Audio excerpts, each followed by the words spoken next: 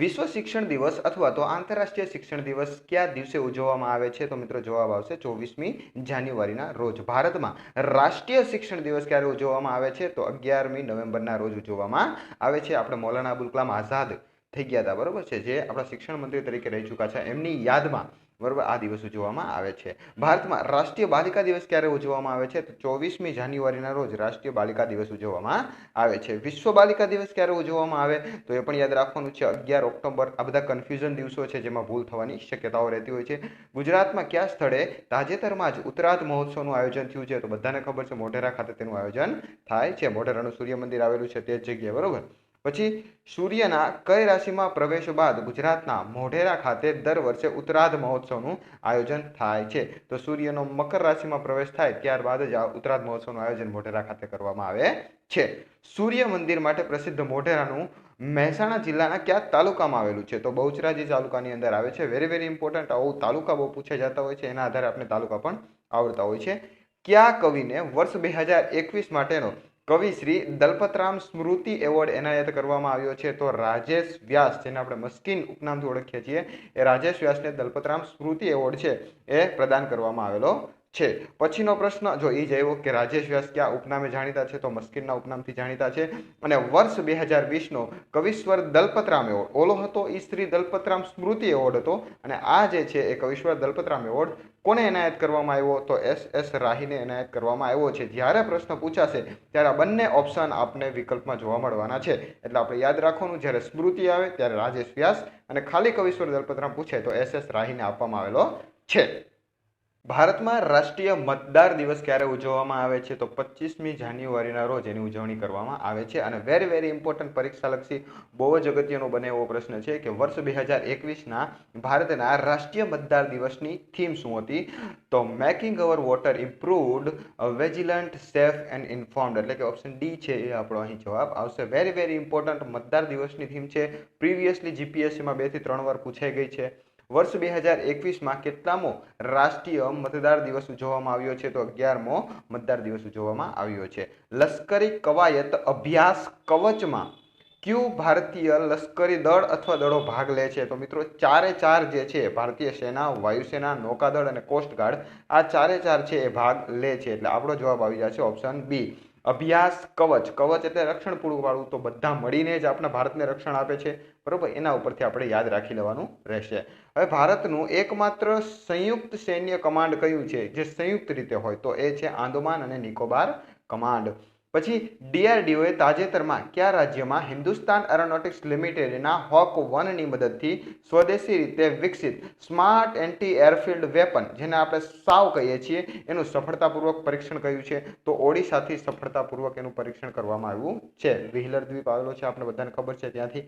ચાલો આગળ જોઈએ કે સ્માર્ટ એન્ટી એરફિલ્ડ વેપન, જેને આપણે સો કહીએ છીએ, SOV, બરોબર, તો સાવ બોલાય ને સો કહેવાય, તેના વિશે કયા વિધાનો સાચા છે? તો 100નો વિકાસ DRDO દ્વારા કરવામાં આવે છે, તો બિલકુલ સાચું છે. તે એક લાંબા અંતરની ચોકસાઈથી સંચાલિત એન્ટી એરફિલ્ડ શસ્ત્ર છે, તો બિલકુલ સાચું છે. તે 100 કિલોમીટરની રેન્જ સુધી ચોકસાઈ સાથે જમીનના લક્ષ્યને ટાર્ગેટ કરી શકે છે, તો એ પણ બિલકુલ સાચું છે. અને મૂળભૂત રીતે કહીએ તો એક બોમ્બ છે, તો એ પણ બિલકુલ સાચું છે. તો મિત્રો આપણો જવાબ આવી જશે ઓપ્શન એ, બરોબર છે. આગળ જોઈએ.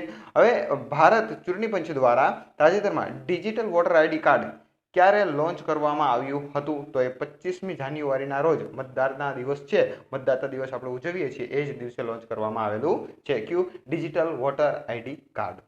આ વિડીયોની અંદર પાછા પદ્મભૂષણ, પદ્મશ્રી, પદ્મવિભૂષણ પર જાહેર કરવામાં આવ્યા છે, તો અને એના પ્રશ્નો આપેલા નથી, એટલે આપણે આમાં થોડીક માહિતી જોઈ લઈએ, કારણ કે પદ્મવિભૂષણ છે એ દર વખતે પરીક્ષામાં પૂછાતા હોય છે. તો પેલું જ નામ આપેલું છે શિન્ઝો એબે, જે જાપાનના હતા, બરોબર, રાજનીતિ સાથે જોડાયેલા, ભારતની મુલાકાતે પણ આવેલા. એને આ વખતે પદ્મવિભૂષણ એવોર્ડ આપવામાં આવ્યો છે. તો સૌથી મોસ્ટ આઈએમપી બની શકે એવો આપણા માટે આ શિન્ઝો એબે છે, રાજનીતિક ક્ષેત્ર છે, જાપાનના છે. પછી વાત કરીએ તો SP બાલાસુબ્રમણ્યમ, બરોબર, જે કલા સાહિત્ય એટલે કે આપણા અભિનય સાથે જોડાયેલા, એટલે કલા, અને ક્યાંના છે? તમિલનાડુના. એને તો લગભગ કોઈ ભૂલી જ નહીં શક્યા હોય, બરોબર. એને મરણોત્તર આ પદ્મવિભૂષણ આપવામાં આવ્યો છે. પછી BM હેગડે એટલે કે બેલ્લે મોનપ્પા હેગડે એને ચિકિત્સા ક્ષેત્રે આપવામાં આવ્યો છે, તે કર્ણાટકના છે, બરોબર. અને પછી આપેલું છે નરિન્દર સિંહ કાપાની, તો વિજ્ઞાન અને એન્જિનિયરિંગ ક્ષેત્ર સાથે જોડાયેલા છે, બરોબર. મૂળ ભારતીય છે પણ છે અમેરિકાના.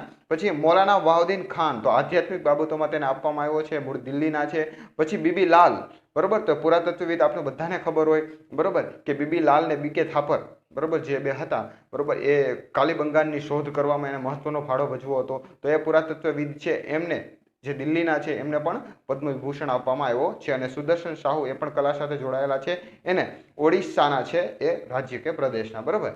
તો આ 7 વ્યક્તિઓ છે એને આ પદ્મ વિભૂષણ આપવામાં આવ્યો છે. તો આ વિભૂષણો છે એને આપણે બહુ યાદ રાખવા જરૂરી બની જાય છે. જોઈએ છીએ આગળ થોડો આપણે સમય મળશે એટલે આની શોર્ટકટ ટ્રીક બનાવીને, આપણે પ્રીવિયસ 2020ના પણ શોર્ટકટ ટ્રીક બનાવીને મૂક્યા હતા અને તમને બહુ ઇઝીલી યાદ રહી જાય એવી કંઈક વ્યવસ્થા આપણે આગળ જતા પદ્મ વિભૂષણ માટે કરશે, કારણ કે આમાંથી આવનાર પરીક્ષામાં એક પ્રશ્ન આવવાનો છે. પછી પદ્મભૂષણ 2021ના વિજેતા એના વિશે જોઈ લઈએ, બરોબર. પદ્મશ્રી જોવાની બહુ જરૂરિયાત રહેતી નથી. તો જોઈએ તો શ્રીમતી કૃષ્ણ નૈયર શાંતાકુમારી ચિત્ર કલા ક્ષેત્રે એમને આપવામાં આવેલો છે. પછી તરુણ ગોગોઈ, આપણે બધાને ખબર છે, એને આપવામાં આવ્યો છે, રાજનીતિ સાથે જોડાયેલા છે, અસમના છે. પછી ચંદ્રશેખર કમરા સાહિત્ય ક્ષેત્ર સાથે જોડાયેલા. પછી સુમિત્રા મહાજન સ્પીકર તરીકે રહી ચૂકેલા, બરોબર, એમને આપવામાં આવ્યો છે. રૂપેન્દ્ર મિશ્રા જાહેર સેવા સાથે જોડાયેલા છે અને નરેન્દ્ર મોદી સાહેબના, બરોબર, અંગત સચિવ તરીકે તેમણે કામ કરેલું છે રૂપેન્દ્ર મિશ્રાએ, તો એને પણ એટલે યાદ રાખવા જરૂરી છે. પછી આવે છે બીજા રામવિલાસ પાસવાન, એ પણ રાજનીતિ સાથે જોડાયેલા હતા, બરોબર. કન્ઝ્યુમર અફેર્સનું ખાતું છે એ ધરાવતા હતા, તો આવું પણ ઘણીવાર પ્રશ્નમાં પૂછાઈ જતું હોય છે. પછી આવ્યા છે આપણા કેશુબાપા એટલે કે કેશુભાઈ પટેલ, બરોબર, ગુજરાતના. તો આ પરીક્ષા લક્ષી આપણા માટે બહુ ઇમ્પોર્ટન્ટ બની જાય છે કે જેને પદ્મભૂષણ આપવામાં આવ્યો છે. પછી કાલવે સાદિક છે, આધ્યાત્મિક માર્ગ માટે એમને આપવામાં આવ્યો છે. પછી આગળ જોઈએ તો આપેલું છે રજનીકાંત દેવીદાસ શ્રોફ, બરોબર, આપણો રજનીકાંત સાઉથ વાળો નથી, બરોબર, આ એક ઉદ્યોગને વેપારી છે. અને પછી આપવામાં આવ્યો છે તારલોચન સિંહ, જે રાજનીતિ સાથે જોડાયેલા છે, હરિયાણાના છે, તેમને આપવામાં આવેલો છે પદ્મભૂષણ, બરોબર. પદ્મ વિભૂષણ છે એ ઉપર આપણે ચર્ચા કરી લીધી છે, એટલે કન્ફ્યુઝન ન થાય એ ખાસ આપણે ધ્યાન રાખવાનું છે. એ સિવાય અગત્યની ફેક્ટ વિશે કંઈ જોવું હોય તો જોઈ લઈએ કે વર્ષ 2021ના પદ્મભૂષણ માટે એવોર્ડ વિજેતા ગુજરાતી એકમાત્ર કોણ છે, તો કેશુબાપા, કેશુભાઈ પટેલ. તો વેરી વેરી ઇમ્પોર્ટન્ટ, એકમાત્ર હોય એટલે યાદ રાખવા જરૂરી બની જતું હોય છે. પછી પદ્મ પુરસ્કાર આપવામાં આવ્યા છે, પણ આપણા મહાનુભાવો ગુજરાતી છે ગરવા, એટલે આપણે એકવાર જોઈ લઈએ તો કે 2021માં કેશુભાઈને આપવામાં આવ્યું, આપણે જોઈ લીધું, પદ્મભૂષણ આપવામાં આવ્યો. પછી દાદુદાન ગઢવી, બરોબર, સાહિત્ય ક્ષેત્રે જોડાયેલું એક મોટું નામ, એમને આપવામાં આવ્યો છે પદ્મશ્રી. મહેશ કનોડિયા અને નરેશ કનોડિયા, બરોબર, કેવો હોય તો આપણા ગુજરાતીના એક મોભો કહી શકાય ગુજરાતી મૂવીનો, બરોબર, એ મહેશ કનોડિયા અને નરેશ કનોડિયા, જે બે સંયુક્ત રીતે એમને આપવામાં આવ્યો છે પદ્મશ્રી. અને ચંદ્રકાંત મહેતા, ગુજરાતી સાહિત્યકાર, બરોબર, એને આપવામાં આવ્યો છે પદ્મશ્રી. તો આ ચારે ચાર તો ખાસ આપણે યાદ રાખવાના છે. આમાંથી ગમે તે પ્રશ્ન પૂછાઈ શકે. કદાચ હું અત્યારે એવું વિચારી શકું કે જીપીએસસી જો પરીક્ષા લે તો આ ચારે ચાર ઓપ્શન મૂકશે અને યાદ એ લોકો એમ પૂછશે કે નીચેનામાંથી કયું ખોટું છે, અને કેશુભાઈ પટેલની સામે એ લોકો ઓપ્શન મૂકશે પદ્મશ્રી, તો ખરેખર કેશુભાઈ પટેલને શું મળેલો છે, પદ્મભૂષણ, બરોબર. એટલે આવી રીતે મૂકશે, નીચેનામાંથી કયું એક ખોટું છે, કઈ જોડ ખોટી છે, તો કેશુભાઈ પટેલ છે એને પદ્મભૂષણ આપવામાં આવ્યો છે, પદ્મશ્રી આપવામાં આવેલો નથી. આવી રીતે આપણે જીપીએસસીના પોઈન્ટ ઓફ વ્યૂથી વિચારી શકીએ છીએ, બરોબર છે. પછી સામાન્ય ફેક્ટ વસ્તુ જો આપવામાં આવેલી હોય એના વિશે થોડુંક જોઈ લઈએ તો કે ગુજરાત સાથે સંકળાયેલા અને હાલમાં મહારાષ્ટ્રમાં રહેતા લિજ્જત પાપડના સ્થાપક જસવંતીબેન પોપટ. લિજ્જત પાપડ બહુ પ્રખ્યાત છે, તો એના વિશે જાણવું જરૂરી બની જાય છે. જસવંતીબેન પાપડ છે પોપટ, એને જે પદ્મશ્રી પુરસ્કાર આપવામાં આવ્યો છે. ગુજરાતના કચ્છમાં જન્મેલા અને યુનાઇટેડ ફોસ્ફરસ લિમિટેડના સ્થાપક શ્રી રજનીકાંત શ્રોફને પદ્મભૂષણ આપવામાં આવ્યો છે. એ તો આપણે ઉપર જોઈ લીધું અને એની શોર્ટકટ ટ્રીકનો વિડીયો હું તમને આપીશ. પછી સ્પેનમાં જન્મેલા પ્રસિદ્ધ ગુજરાતી સાહિત્યકાર, આનું નામ તો આપણે યાદ રાખવાનું, ફાધર વાલેસ, એને પણ આપણે પદ્મશ્રી પુરસ્કાર આપેલો છે. તો વેરી વેરી ઇમ્પોર્ટન્ટ બને છે. આ ત્રણેય ટોપિક છે એ બહુ ઇમ્પોર્ટન્ટ આપણા માટે બને છે. ચાલો હવે જઈએ આગળના પ્રશ્નો માટે. વિશ્વ કસ્ટમ દિવસ કઈ તારીખે ઉજવવામાં આવે છે, તો 26 જાન્યુઆરી ઉજવવામાં આવે છે. 26મી જાન્યુઆરી 2021ના રોજ ભારતમાં કેટલામો પ્રજાસત્તાક દિવસની ઉજવણી કરવામાં આવેલી છે, તો 72માં પ્રજાસત્તાક દિવસની ઉજવણી કરવામાં આવી છે. 1950થી ગણી લેવાની એટલે આપણે ખબર પડી જાય. હવે ભારતમાં 72મા પ્રજાસત્તાક દિવસની ઉજવણી કરવા માટેના મુખ્ય અતિથિ તરીકે કોની નિમણૂક કરવામાં આવી હતી? બરોબર, તો આપણે કન્ફ્યુઝન થવાના ફૂલ ચાન્સીસ છે. આમાં એવો કોઈ ઓપ્શન આપ્યો નથી, પણ આ જેર બોલ્સોનારો છે ગઈ વખતે આવ્યા હતા, આ વખતના નથી, એટલે ભૂલ ન થાય.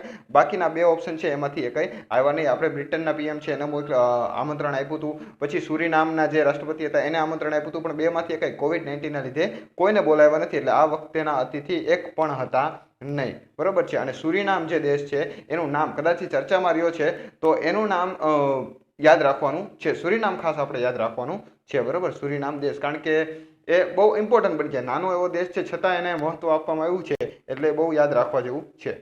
પછી 26મી જાન્યુઆરી 2021ના રોજ નવી દિલ્હી ખાતે યોજાયેલા ભારતના પ્રજાસત્તાક પર્વની પરેડમાં ગુજરાત તરફથી કયા ટેબ્લોનું પ્રદર્શન કરવામાં આવ્યું હતું? તો કે મોઢેરાનું સૂર્ય મંદિર અને ટિપ્પણી નૃત્ય બેનું સંયુક્ત રીતે પ્રદર્શન કરવામાં આવ્યું હતું. 26મી જાન્યુઆરી 2021ના રોજ પ્રજાસત્તાક પર્વની રાજ્ય કક્ષાની ઉજવણી વેરી ઇમ્પોર્ટન્ટ ક્યાં કરવામાં આવી હતી? તો દાહોદ ખાતે કરવામાં આવી હતી. અને આવનાર ક્લાસ 3 પરીક્ષા માટે એમ કહી શકાય કે આ રોકડીયો માર્ક કહેવાય. આમાંથી આવે અને આવે જ આ જ પ્રશ્ન બેઠો આવે. બરાબર, આમ કઈ નવીન નથી, આ પૂછાવાનું જ છે. બરાબર, ગુજરાત સરકારને આ પ્રશ્નોને ઘસી નાખેલા પૂછવાની આદત છે. 26મી જાન્યુઆરી 2021ના રોજ નવી દિલ્હી ખાતે યોજાયેલા ભારતના પ્રજાસત્તાક પર્વની પરેડમાં કયા દેશની સૈનિક ટુકડીએ ભાગ લીધો હતો? તો બાંગ્લાદેશે ભાગ લીધો હતો. એ આપણે લગભગ પ્રીવિયસ વિડીયોમાં ચર્ચા કરી હતી કે બાંગ્લાદેશ ભાગ લેવાનું છે.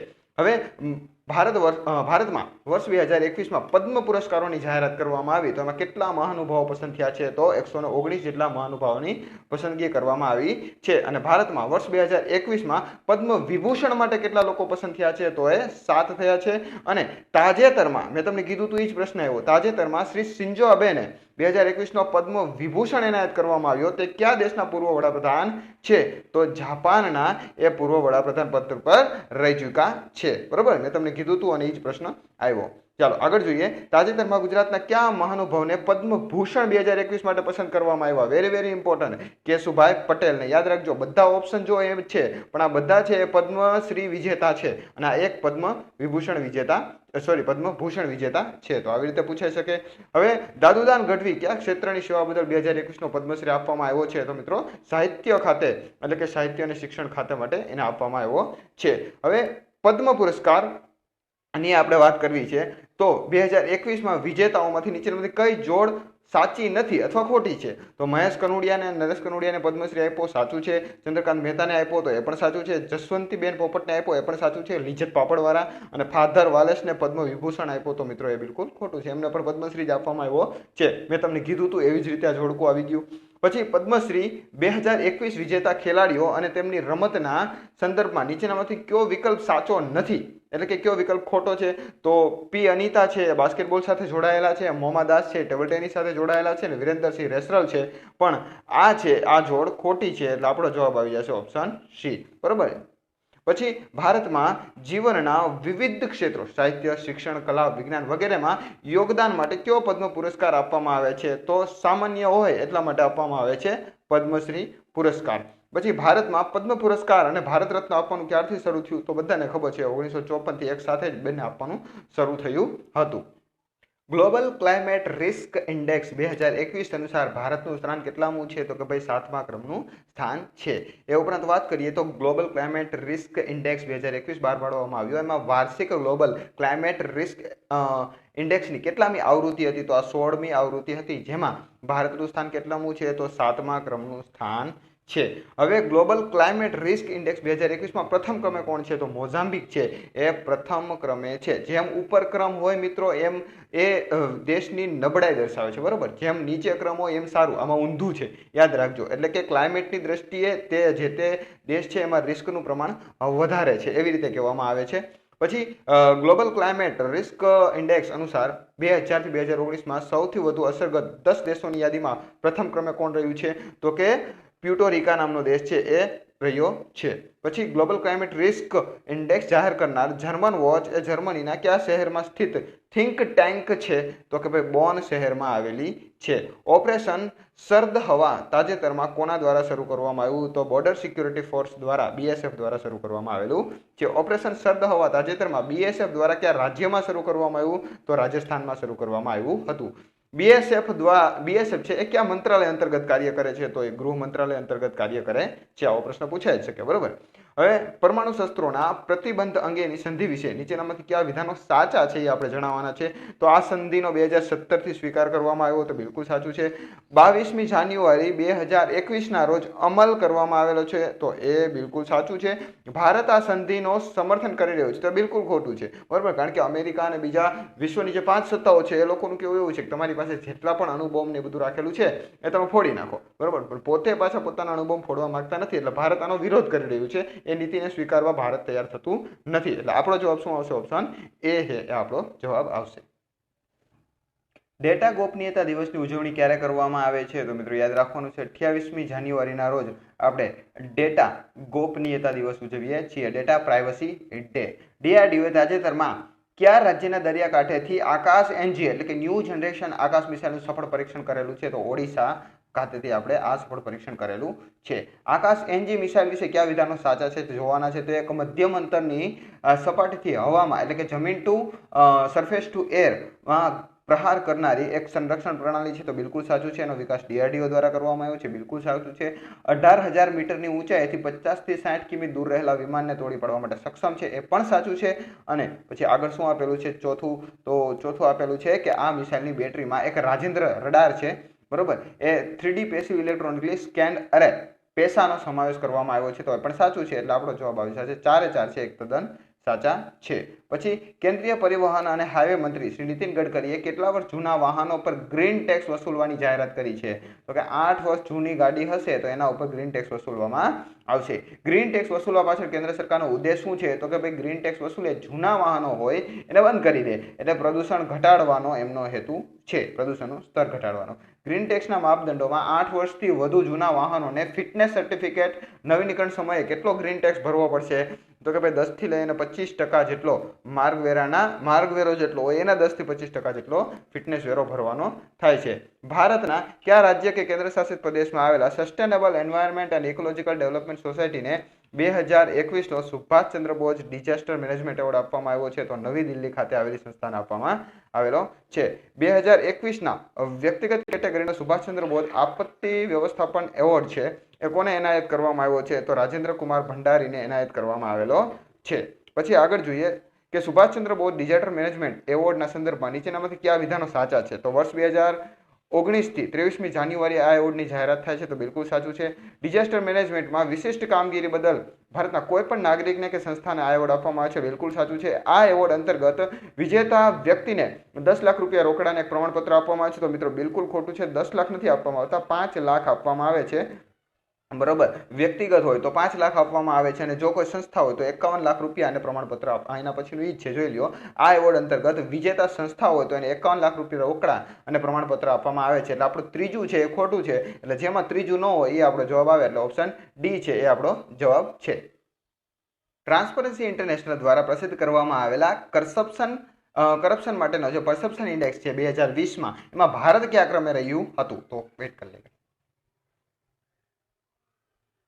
ટ્રાન્સપરન્સી ઇન્ટરનેશનલ દ્વારા પ્રસિદ્ધ કરવામાં આવેલા કરપ્શન પરસેપ્શન ઇન્ડેક્સ 2020માં ભારતનો ક્રમ કેટલામો છે? તો 86મા ક્રમે ભારત રહ્યું છે. કરપ્શન પરસેપ્શન ઇન્ડેક્સ 2020માં પ્રથમ ક્રમે કોણ રહ્યું? તો કે ડેનમાર્ક અને ન્યુઝીલેન્ડ છે એ પ્રથમ ક્રમે રહ્યા છે. હવે કરપ્શન પરસેપ્શન ઇન્ડેક્સ 2020માં છેલ્લા ક્રમે કોણ રહ્યું છે? તો સોમાલિયા અને દક્ષિણ સુદાન રહ્યા છે, એટલે કે સાઉથ સુદાન.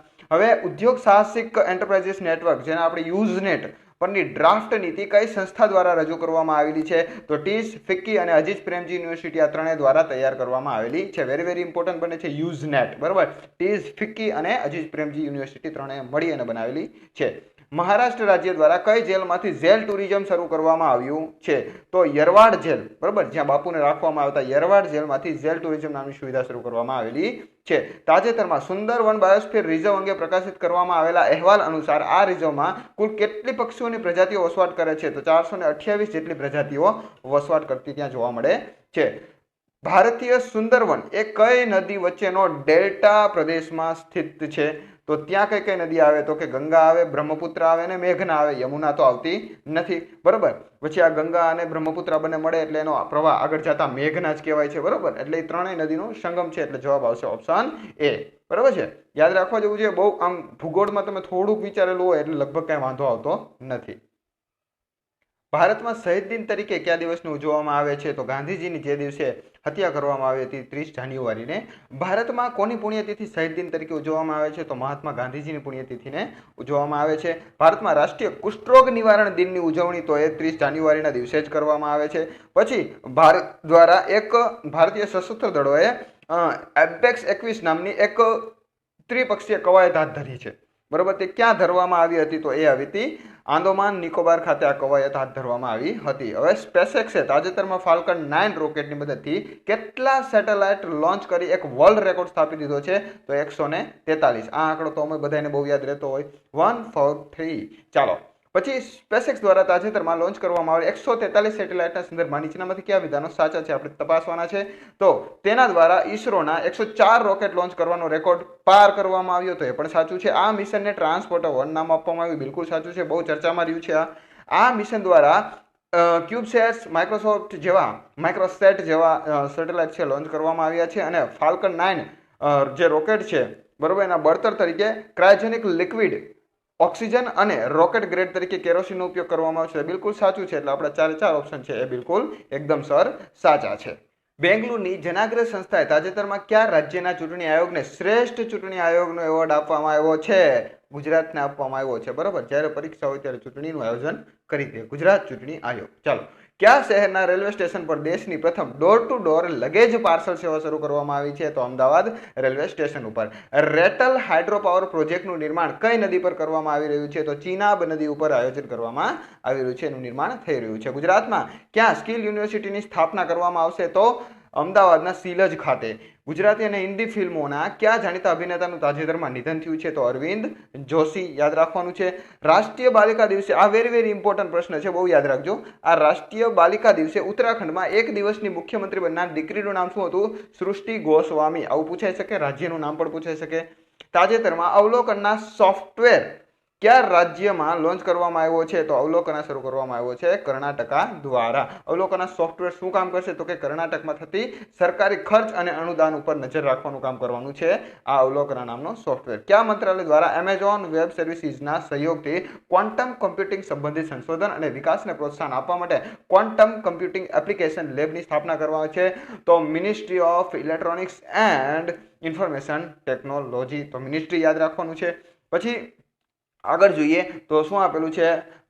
મેસ્ક્રેડ 2021નું ઉદ્ઘાટન તાજેતરમાં કોના દ્વારા થયું? તો આરોગ્ય મંત્રી હર્ષવર્ધન દ્વારા જ કરવામાં આવ્યું છે. અને મેસ્ક્રેડ 2021નું આયોજન કઈ સંસ્થા દ્વારા કરવામાં આવ્યું છે? તો ફિક્કી નામની સંસ્થા દ્વારા કરવામાં આવ્યું છે, જેનું આખું નામ federation of Indian chambers of commerce and industry છે. બરાબર, જઈએ આગળ આપેલું છે જે મેસ્ક્રેડ મેં આપણે ચર્ચા કરી ઉપર, એ શું છે? તો કે ભાઈ દાણચોરી અને બનાવટી વેપારની સામેની એક ચળવળ છે કે જેને આપણે દાણચોરીને અટકાવી શકીએ. અને બનાવટી આપણે વચ્ચે નથી વાતો આવી કે ભાઈ પ્લાસ્ટિકના ચોખા ભેળવે છે, પ્લાસ્ટિકના ઈંડા આવે છે. તો જો એવું કંઈ હકીકતમાં હતું નહીં, બરાબર, એવું કંઈ હોતું નથી, પણ જો કદાચ હોય તો એની માટેની સરકાર તપાસ કરે છે. બીજી કોઈ બનાવટી વસ્તુ, બનાવટી ઘી વેચતા હોય તો એના માટેની એક તપાસ કરવા માટેની આ એક સુવિધા છે.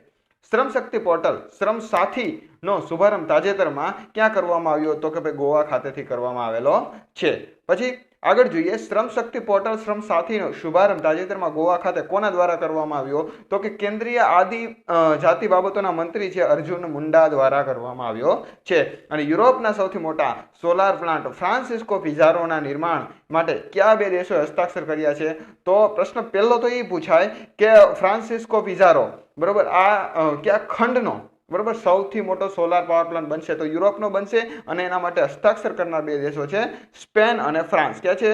સ્પેન અને ફ્રાન્સ. અને પછી એ પૂછે ન્યૂ સ્ટાર્ટ સંધિ કયા બે દેશો વચ્ચે થઈ? તો અમેરિકા અને રશિયા, બે મહાન સત્તાઓ છે, એમને આ ન્યૂ સ્ટાર્ટ નામની બે સંધિઓ છે, એ સંધિ ઉપર હસ્તાક્ષર કર્યા છે અને સંધિ કરેલી છે. તો મિત્રો રાખીએ છીએ અહીં, મળશું નવા વિડીયો સાથે. ત્યાં સુધી આપ સૌને જય હિન્દ, જય ભારત.